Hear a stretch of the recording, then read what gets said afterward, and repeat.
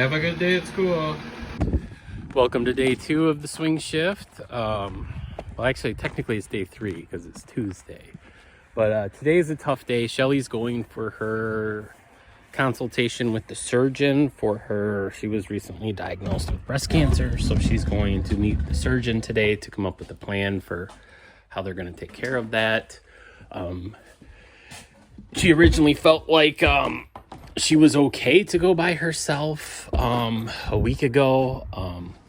Our thing at work basically just got to where you have to work the late shift, and it's kind of one of those things that's not the best thing to be able to take time off for. They say that it's okay, but it's like, really,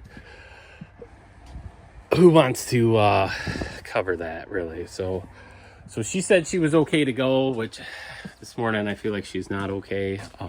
We don't even know like if I could go in with her anyways. So and we feel like we need to save all of our time off for after the procedure so I can help out at that point. So we would hate to waste a day of taking a day off of work, even though I would rather go with her than have her go by herself. And I would rather go with her than go to work. I mean, as everybody should know by now, I'm kind of overworking.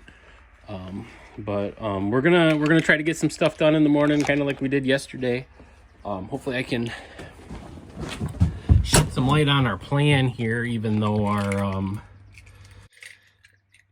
we got a lot more important things to be worrying about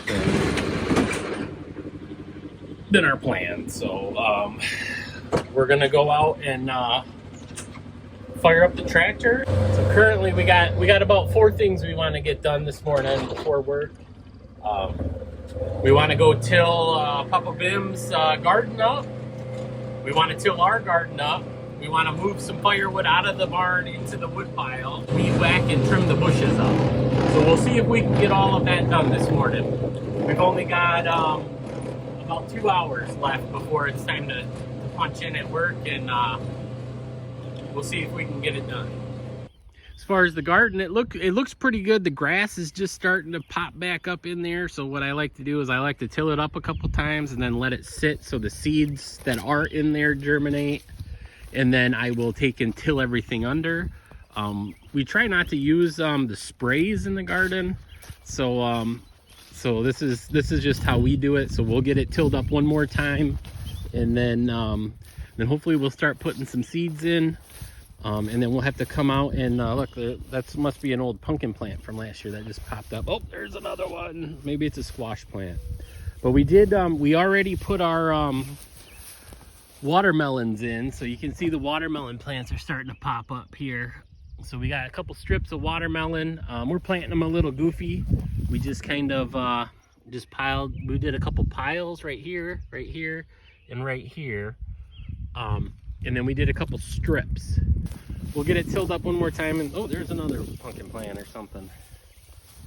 So, oh, there's another one. They're all just sprouting up all by themselves. But we are totally gonna try to just eat out of the garden this summer, minus like some meats and stuff like that. But all the vegetables, we don't want to have to buy any vegetables or lettuce or anything like that this summer.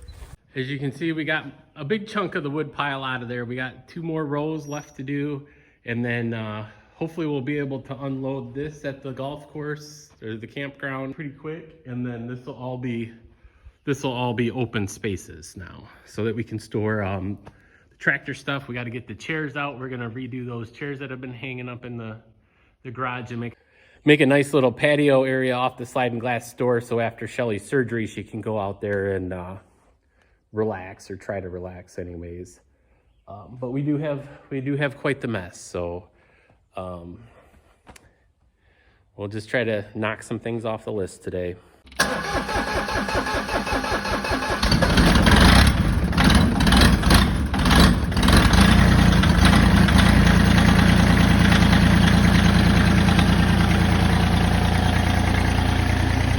And of course, I forgot, we can't just do one thing. I got to get the pool filter hooked up and the hose back in the pool, because it's supposed to be 85, 90 the next week, and we need to get that pool open for those days. So I'm gonna go get the pool stuff out of the basement, get that hooked up, then we'll go rototill. That way we can be doing a couple things at once. Oh, words of advice. Don't leave a hose stuck in the pool and not connected to anything, because it'll suck all the water, siphon all the water out. So now we've got a heck of a lot further to go to fill the pool back up. It was all the way up to where that yellow line is over there. So now the pool's about half empty. Things to think about. Well, we did make it down to Papa Bim's, and Papa Bim's always had trouble with his ground being hard as a rock, so we were happy to be able to help out and make easy work of it with the tractor. We did rototill a few times through the part of the garden that he wanted tilled up, and the rest of the garden he usually plants like oats or something in. But as you can see, the tiller's really chugging along here and working the ground. So we made about 4 or 5 passes with it. It was a little wet in a couple spots, but it was nice to be able to help Papa Bim out and make easy work of his garden. So all he had to do was plant his crops, and then saved him a lot of time from having to run the smaller rototiller. And hopefully this will help keep a lot of the weeds out and make his soil a lot easier to manage. And the crazy thing is I wanted to do this for free to help Papa Bim out, and on the way back, a guy actually stopped me and had me rototill his flower garden, and he actually paid $40. So even though I was trying to not make money, I ended up making money. So that was pretty awesome. Yeah, so it was funny when I got home and talked to Shelly after doing this video and rototilling the garden and the flower bed. She made fun of me because I said, I was really trying to make this without making money. I just wanted to make a video so that I could show the garden and use the tractor, and I ended up making money. But it is something to think about, though. Is like typically I've seen people get paid $100 to rototill a garden this big. Sometimes they're not even that big. So if you think about that, we basically drove maybe a mile, and I made $40 rototilling a garden and a flower bed. But if you were able to, say, hit every one of your neighbors up, or maybe a couple roads over, to where you could just drive your tractor over there, rototill their garden, and you can make a few $100s a day. So one thing I'm going to do is, because I rototilled Papa Bim's garden, I rototilled our garden. Plus, I got the $40 from the neighbor guy who had me literally rototill a section for his flower bed that was maybe 10 feet long and as wide as the tiller, which was a heck of a deal for me and super nice of the guy. I'm going to take that money and I'm going to invest it, and then hopefully that money will grow into more money. Every year I can remember, I paid myself for doing the work that I could have paid somebody out, and then hopefully that money will continue to grow and make more money. And if you were to think about it as far as how much you make in a day, $240 is way more than I make in a day. So this will be a very, very neat thing to think about, that I made more money in 2 hours than I make in the whole 8-hour day.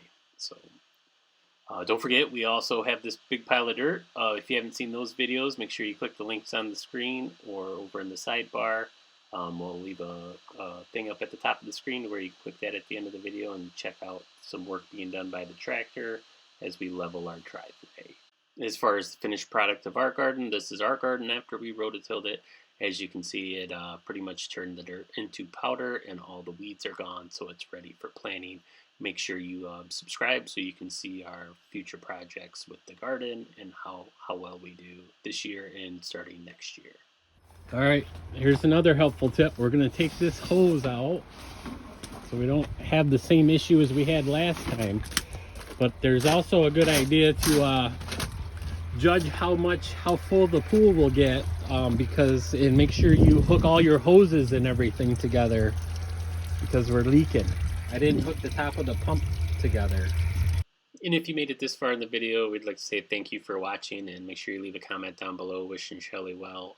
She still has another surgery and radiation to go through, and we really appreciate all the support everybody has given us through this time, even though we didn't share a whole lot of it.